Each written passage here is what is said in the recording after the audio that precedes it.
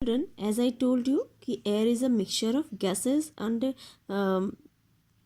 gases in several layers form the air, a thick layer of the air, है ना, कि gases की क्या है, अलग अलग लेयर्स होती हैं, ठीक है, और वही क्या करती हैं, हमारा एटमॉस्फेयर बनाती हैं।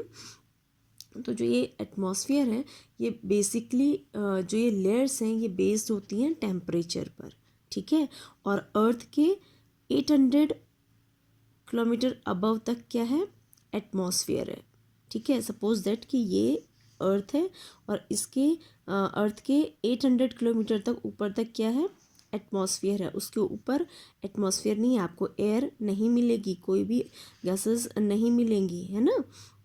इसलिए जैसे जैसे आप ऊपर की तरफ जाते हैं, हिल्स में, माउंटेन्स में जैसे ऊपर की तरफ जाते हैं क्लाइंबर्स, तो ऑक्सीजन क्या होने लगती है, कम होने लगती है, एयर प्रेशर कम होने लगता है, ठीक है। तो 800 किलोमीटर, अर्थ के 800 किलोमीटर अबव तक क्या है, एटमॉस्फेयर प्रेजेंट है, और ये जो गैसेस की लेयर्स हैं ये डिपेंड करती हैं टेम्परेचर पे, ठीक है। अलग अलग लेयर्स हैं, जैसे फर्स्ट लेयर है अर्थ के नज़दीक पे, फर्स्ट लेयर है आपकी ट्रोपोस्फेयर, फिर है स्ट्रेटोस्फेयर, फिर है मीजोस्फेयर, देन थर्मोस्फेयर, और 500 किलोमीटर के ऊपर आ जाती है एक्सोस्फेयर, ठीक है।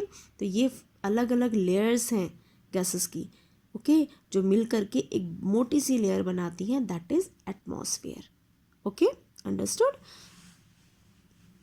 नाउ लुक हियर,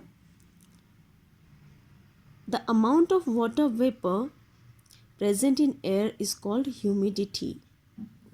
एयर में जो वाटर वेपर प्रेजेंट हैं उसको हम क्या कहते हैं, ह्यूमिडिटी। विंटर्स में आपने देखा होगा, जब आप ब्रीथ करते हो बाहर ओपन एरिया में ब्रीथ करते हो, तो आपको अपने माउथ से जो आप ब्रीथिंग कर रहे हो वो दिखाई देती है एयर में, है ना, आपको उसके जो वेपर्स हैं वो दिखाई देते हैं, that is humidity, okay.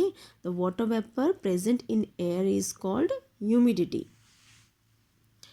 The humidity is high when the amount of the water vapor is more in air.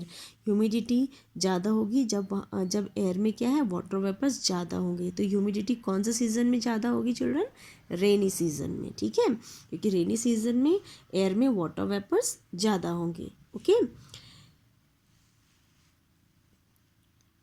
In humid air the